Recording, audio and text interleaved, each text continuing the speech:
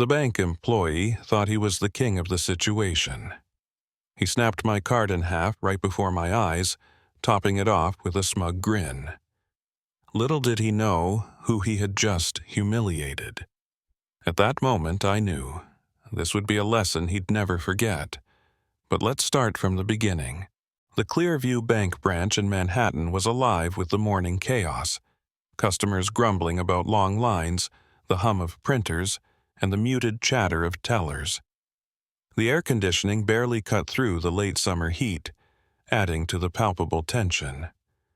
Among the impatient crowd stood Robert Hale, 45, a striking figure with sharp gray eyes and a clean-shaven face.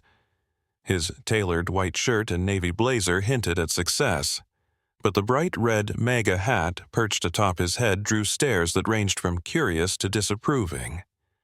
Unfazed, Robert stepped up to the counter where Jason Harper, a 30-year-old black teller with sleek glasses and a trim build, greeted him.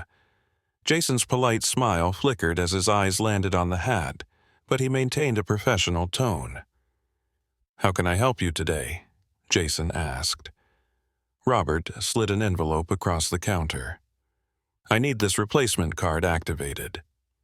Jason opened the envelope and examined the card. His fingers lingered for a moment longer than necessary. His lips curled into a faint smirk before he looked back up at Robert. "1 second," he said, turning on his heel and disappearing into the back office. As the minutes ticked by, Robert's calm expression began to harden. He tapped his polished shoe against the floor, his patience waning. When Jason returned, his smirk had grown wider, and he held the card between his fingers with a deliberate carelessness. "Sir," Jason began, his voice dripping with a barely concealed edge, "this card has been flagged for fraud. Unfortunately, I can't activate it." Robert's eyes narrowed. "That's not possible. I confirmed the replacement with customer service yesterday." Jason shrugged, his smirk never faltering. "Policy's policy," he said, snapping the card clean in half and tossing it into the shredder. The grinding noise of the shredder filled the room, silencing even the muttering customers in line. Robert's jaw tightened as he stared at Jason, who leaned casually against the counter. "I'm going to need to speak with your manager," Robert said, his voice calm but edged with steel. Jason gestured lazily toward the back. "Sure. Be my guest." The manager, Patricia Sloan, arrived moments later, her presence brisk and professional. Dressed in a crisp navy pantsuit, she glanced between the two men. "What's going on here?" she asked, her tone tinged with irritation. Jason stepped forward, his confidence faltering slightly. "Flagged card. I followed protocol." Patricia frowned. "You shredded a customer's card without verifying the issue?" Jason opened his mouth to respond, but thought better of it. Patricia turned to Robert with a composed smile. "Mr. Hale, let me personally investigate this. I assure you, we'll resolve it quickly." As Patricia retreated to her office, Jason avoided Robert's icy stare. Robert stood tall, his posture unyielding, as murmurs rippled through the room. In the relative quiet of Patricia's office, she logged into the bank system to review the account. The further she dug, the paler her face became.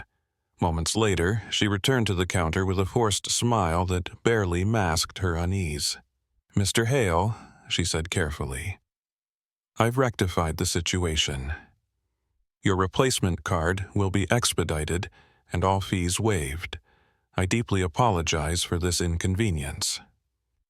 Robert's voice was measured but firm. "And what about your employee?"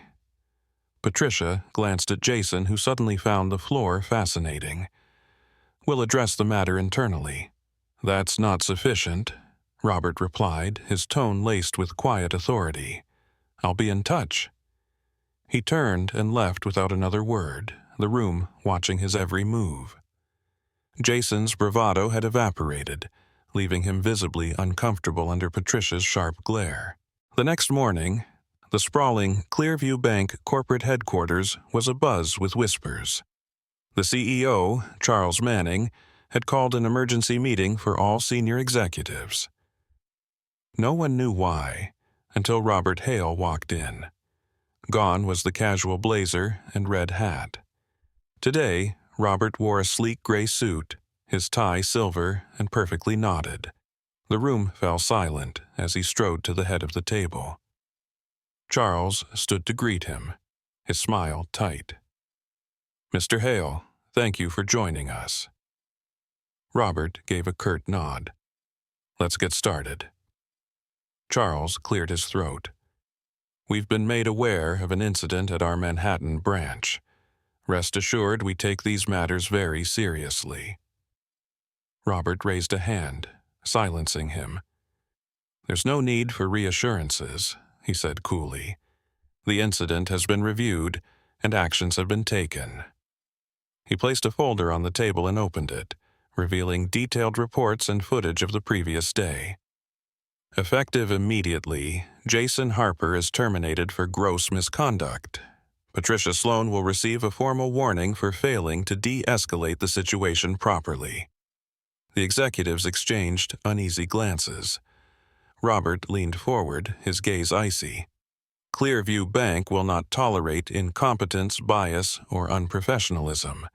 Starting today, all employees will undergo mandatory training in customer relations and equity practices. Charles nodded quickly. "Of course, Mr. Hale. Consider it done." Robert stood, buttoning his jacket. "Let this be a reminder. Fairness and respect aren't optional. They're the foundation of this institution." As he walked out, the room buzzed with the urgency of executives scrambling to implement his directives. For Robert, the incident was more than just a card. It was a lesson in accountability and a warning to never judge a book by its cover. What would you have done if you were in Robert Hale's shoes?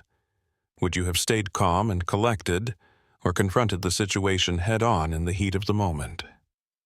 Share your thoughts. Have you or someone you know ever experienced a moment of blatant disrespect or bias like this? Drop a comment below, tell us how you'd handle it, and hit the like button if this story resonated with you. Let's spark a conversation that matters. This story isn't just about one man's resilience. It's a reminder to challenge prejudice and stand up for fairness, no matter the circumstances. Your voice matters. Together, we can shine a light on these issues and strive to make the world a better place.